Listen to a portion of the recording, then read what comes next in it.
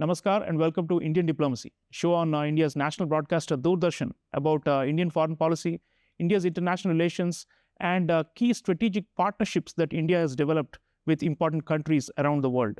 Viewers, in this episode, we are going deep into one of India's most enduring and durable strategic partnerships. This is with Russia. The Russia-India friendship goes back several decades and has lasted through tumultuous changes in the world orders. So why is Russia-India strategic partnership still so relevant, and what are the efforts being made by both sides to renew and revitalize this age-old friendship, and what is the impact of the Russia-India strategic partnership on other players around the world? These are the themes of this episode. And to take us through this, I have with me a very knowledgeable expert who is Russian and lives in India, and is a fellow at the Observer Research Foundation, Dr. Alexei Zakharov. Dr. Zakharov is an expert on international relations of Eurasia and the Indo-Pacific, and has written extensively about Russia-India relations. Dr. Zakharov, welcome to Indian Diplomacy. Thanks for having me. It's my pleasure. So we had the 23rd annual summit between the two countries, and one of the phrases that stayed in my mind was Prime Minister Narendra Modi saying that this relationship is like a North Star or a Pole Star, he called it, Dhruv Tara in Hindi, meaning that it's always constantly there and guiding us in the sky, and despite major shifts and turbulence and uncertainties around the world. So let's start with this, Dr. Zakharov. Looking back and until the present, what is the glue that has held these two countries together? I mean, some people say there are no permanent friends or enemies, there are only, permanent interests, quoting a British politician of the 19th century.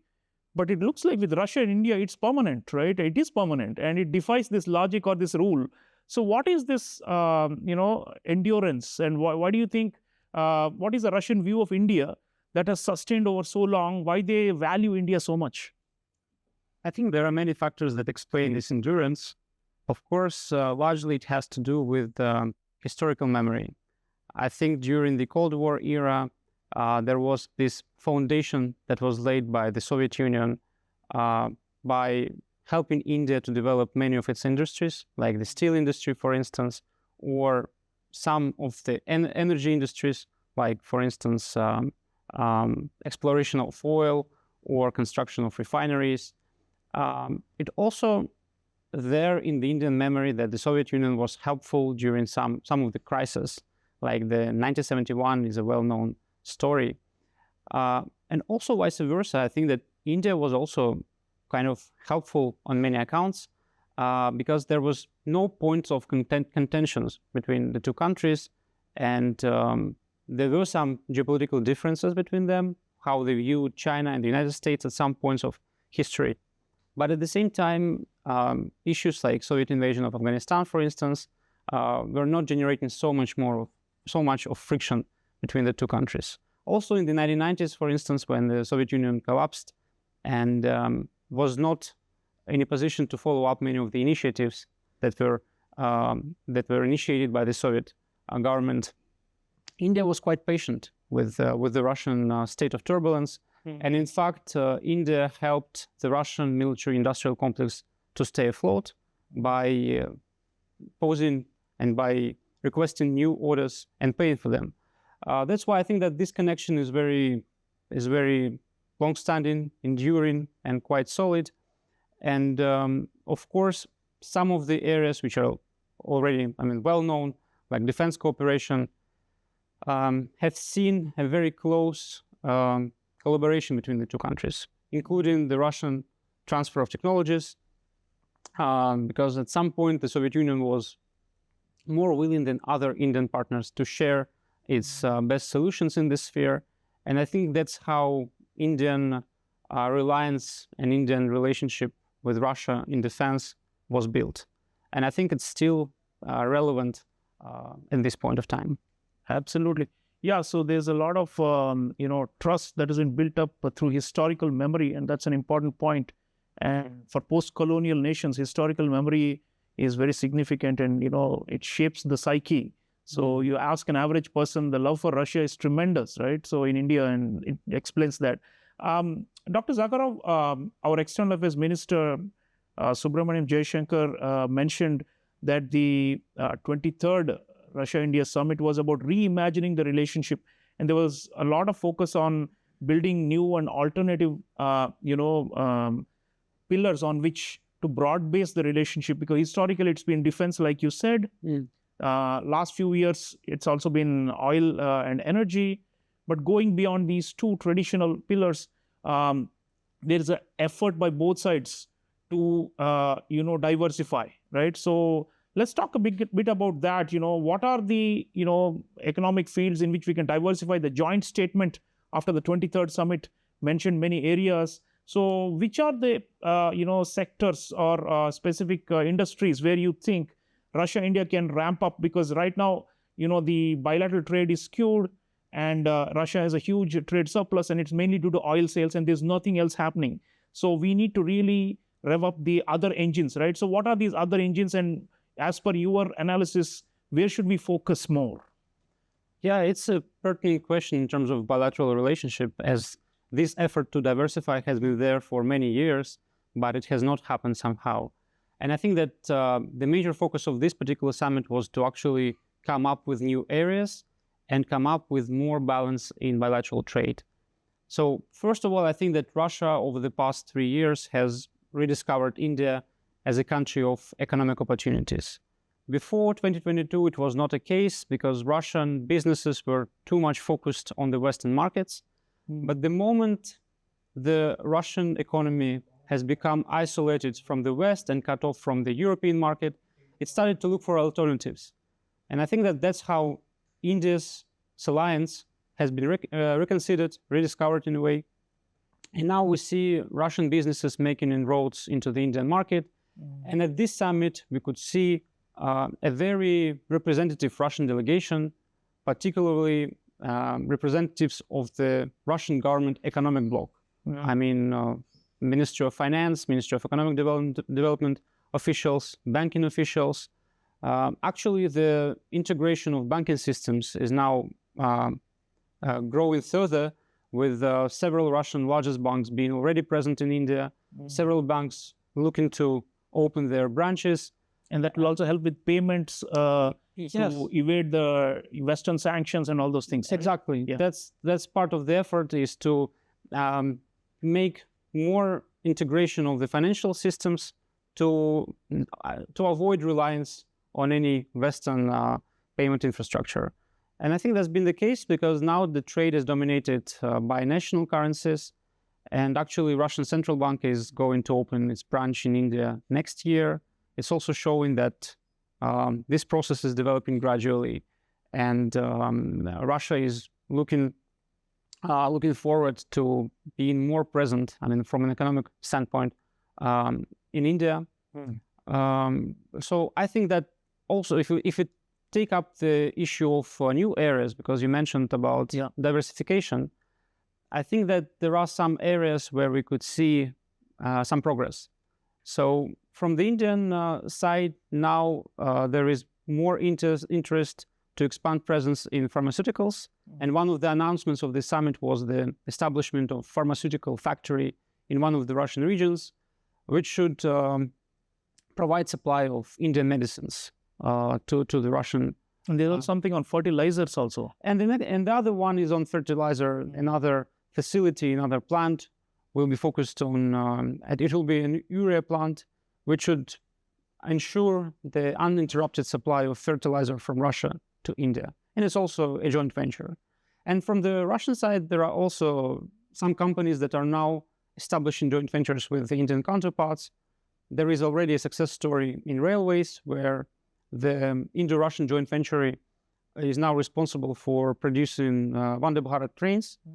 I think there are some attempts to come up with joint production in civil aviation. The memorandum of understanding was signed recently, a few months back. And in shipbuilding, there are also some of the initiatives to produce different types of vessels. But I mean, at this summit, we have not seen any announcement, particularly in this sphere. But I think they may be coming in the next months. Right. Yeah. So we're making a conscious effort both sides, including the private sectors, and that's how we can really make it a balanced economic relationship. But talking about announcements during the summit, the announcement that did not come, on which many people were waiting for, was some big ticket defense deal, and we didn't see any. But nonetheless, the negotiations on many fronts are continuing, and the cooperation, of course, is quite wide-ranging. India, of course, has diversified its arms suppliers over the years. Russia is no longer has the monopoly almost as it used to be in the past, so it's much more competitive. And in this sphere, the Russian weaponry was very, very effective during Operation Sindoor against Pakistan earlier in 2025. Nonetheless, many are of the view that Russia's salience as a defense, mainstay for India is going to reduce, relatively speaking. So, your thoughts on, can Russia remain competitive in the defense market in India, and co-production? Can we do something magical like a BrahMos again? A joint production.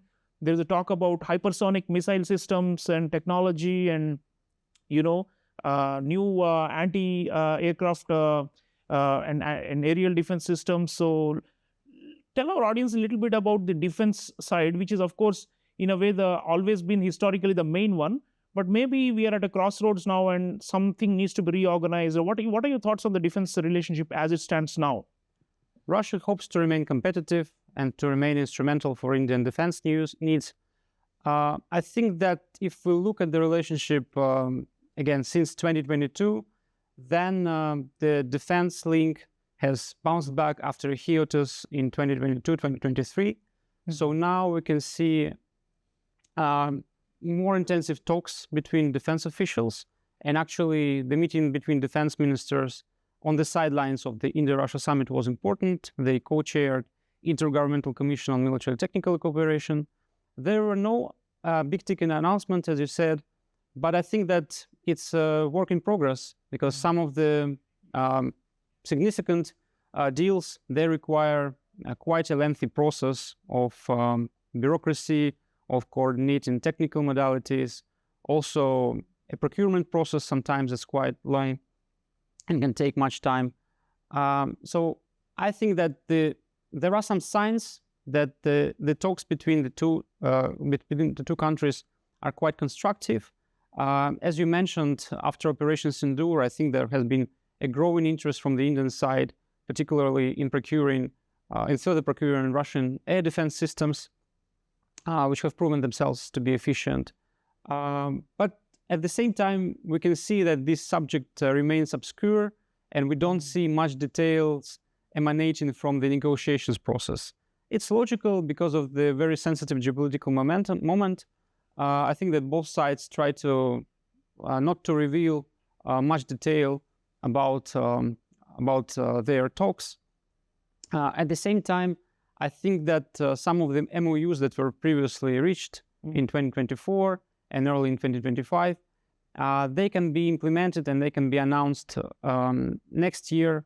I think that India is also following the proceedings in the peace process over Ukraine, and that's how the situation may improve, or probably may become more appropriate for the two sides to come up with new defense deals.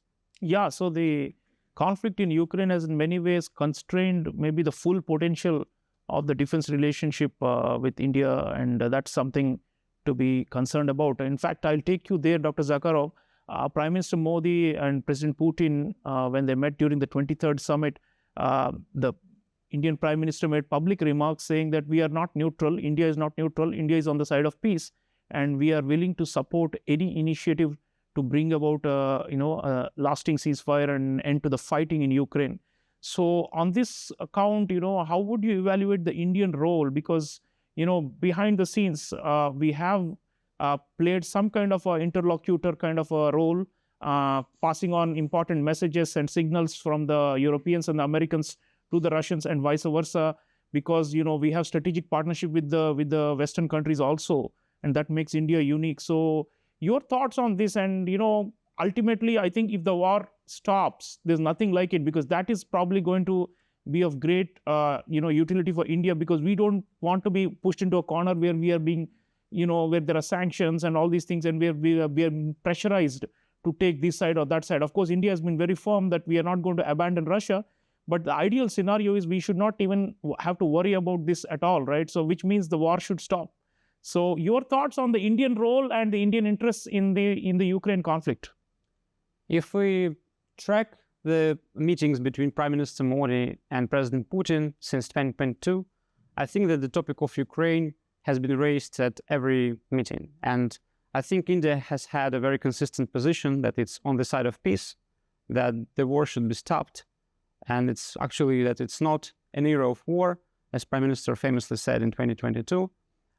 So I think that every summit, this topic has been discussed, and the Indian position is crystal clear in this regard. If we look at the India's role, as you rightly mentioned, India has kept lines of communication with all the sides, both with Moscow and Kiev. Prime Minister Modi visited Kiev in August 2024, shortly after visiting to Moscow in July 2024, which was an important signal as well. So I think that there are no doubts about India's standpoint and about India's message to all the sides that the war is not a solution. I think that with that said, there has been India has limited its involvement in the peace process itself. So it has been cautious not to intervene in the negotiations that are going at different levels, both directly between Russia and Ukraine, and also between Russia and US and Ukraine. So the peace process now has made some progress, and there are hopes that this conflict may end sooner than it was the case before. At the same time, the issue is very intricate. There are many stakeholders. There are many conflicting interests of these stakeholders in this conflict. And I think that it may take some time to accommodate all these interests, because at the current stage, we can see much progress in the talks between US and Russia and US and Ukraine. But the crux of the matter is how to accommodate Russia's maximalist demands regarding territories, regarding the Ukrainian political status and the so-called demilitarization on the one side. And on the other side, the Ukrainian demands for sovereignty, for the territorial integrity, and for security guarantees. There are also interests from the European side, because Europe is also interested in the peace and some security framework for its continent. That's why I think that we probably should be quite patient, and this diplomatic effort may take some time to resolve all the issues.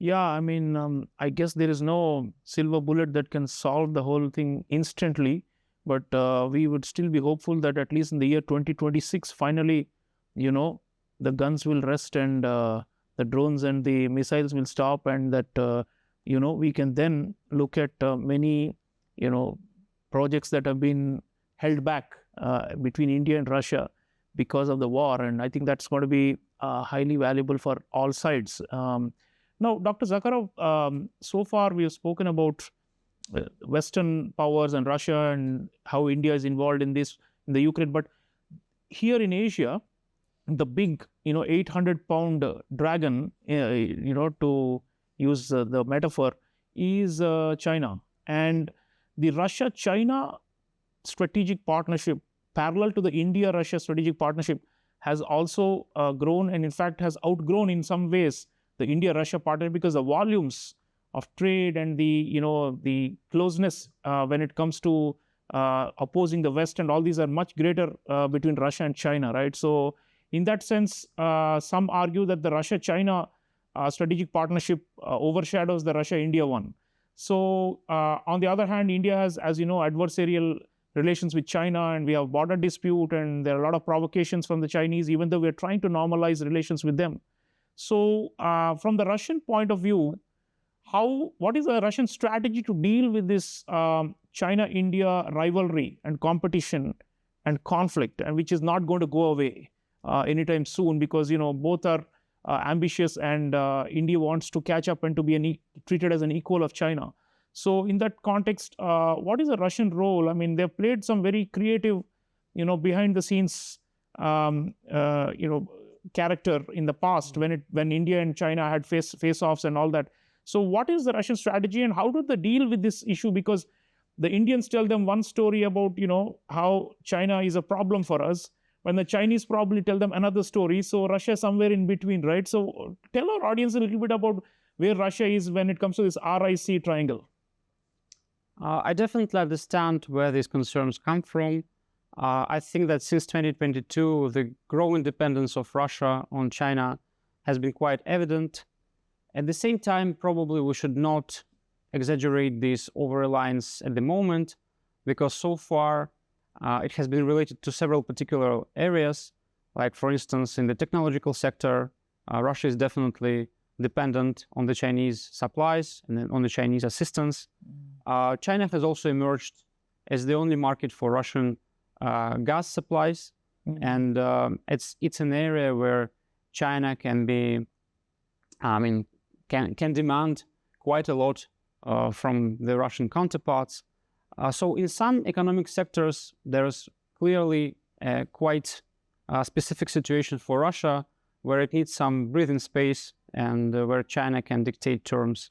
On the other side, I think when it comes to strategic areas, Russia has been quite cautious not to become trapped and not to become cornered and over-dependent on China. And if we look at their no-limits partnership, I think that there are some limitations to their engagement. At the same time, when it comes to India-China differences, I think that Moscow's consistent approach has been that of balancing policy. Moscow has been trying to be neutral and not to take sides and not to be compelled to take any sides, actually. So I think that there is a belief in Russia, both by Russian officials and experts, that the differences between India and China are manageable, and that it's even possible to come back to the idea of trilateral cooperation. You mentioned the RIC format, and Russia is pushing hard for the trilateral engagement, particularly with focus on Eurasia, Eurasian security issues, different regional crises. So Russia believes that it's possible to get back to this idea and to discuss the important issues of global and regional governance in a trilateral format. I think that if we take a leaf from the past, if we take an example of 2022 India-China crisis and Galvan clashes, I think that Russia's position was quite visible, that it was diplomatically neutral, and even at some point it was willing to expedite some military supplies to India in response to New Delhi's demands. Yes. Russia also emerged as a venue for India-China talks, which coincided with Russia's chairship of Shanghai Cooperation Organization. So it was instrumental in providing the platform for India-China negotiations. Now, if we look at the current situation, I think that Moscow will also stick to its neutral position, but at the same time, a pertinent question, if Moscow is in a position to provide any expedited supplies to India in case of the need coming from the Indian armed forces. I think, of course, as long as Russia is engaged in its war in Ukraine, it's probably difficult to make these expedited deliveries, like we see the case with the S-400 units. So a couple of the units are delayed, right? Two out of 5 units are delayed now and postponed till 2026 or probably 2027. So making a link with your previous question, I think that if the war in Ukraine ends soon, it would be better both for Russia and India, because I think that Russia will be in a position to expedite supplies under the existing contracts and probably come up with new proposals relying on the overcapacity in production of military platforms that it has now. Right. So last word, Dr. Zakharov. So would you say India is equally important to Russia as China is, or would you say there is a pecking order and China is ahead of us when it comes to overall Russian priorities? I think that there is no order of priorities. If we take a look at Russian conceptual documents like the foreign policy concept of 2023, I think that both China and India are highlighted as major partners in Asia, particularly in Eurasia. And I think that Russia tries to club the two together and not only build bilateral connections with them, but also sees there as partners for global solutions, for global ideas, and for multipolar world. Multipolar world and global governance, exactly. Right. Okay, viewers, a very interesting discussion with Dr. Alexei Zakharov of the Observer Research Foundation. And essentially what he's saying is that, Russia-India ties have some glitches here and there, but overall, it's a continuous saga of high trust. And because of the political will at the top and the kind of bonhomie between the leaders that we have seen, it is taking us to a higher level. But nonetheless, there is, a possibility in the future, especially if the Ukraine war winds down, that we can ramp up the Russia-India cooperation even higher. And then we will not be under any dilemmas, strategic dilemmas regarding Western countries either. And of course, the Russia-China partnership is also very crucial. And we need to focus on what's happening there. And Indian interest is in making sure that Russia does not become over-reliant or over-dependent on China. And I think India has a role to play in that triangular dynamic as well. Let me thank Dr. Zakharov for joining me and for the important work you're doing here in India to make sure that the Russian scholarly voice is heard here. Thank you so much for being with me. Thank you. So viewers, the Russia-India partnership is a time-tested one, and it is going to continue to flourish, although there have been some hiccups and challenges which we've discussed in the show today. And overall, the big message is that for a multipolar world order, we need to come together, and there are many areas and sectors in which we are now trying to expand the cooperation. Let's keep an eye on these new and emerging areas, especially apart from the old pillars of oil and defense. And we will make sure that this emerging world order is fairer and more equitable and also more balanced, because balance of power is something that is very, very essential. And both Russia and India believe in those concepts, and they are working towards that in the broader Eurasian region. Thank you for watching. I'll see you again next time. Until then, take care.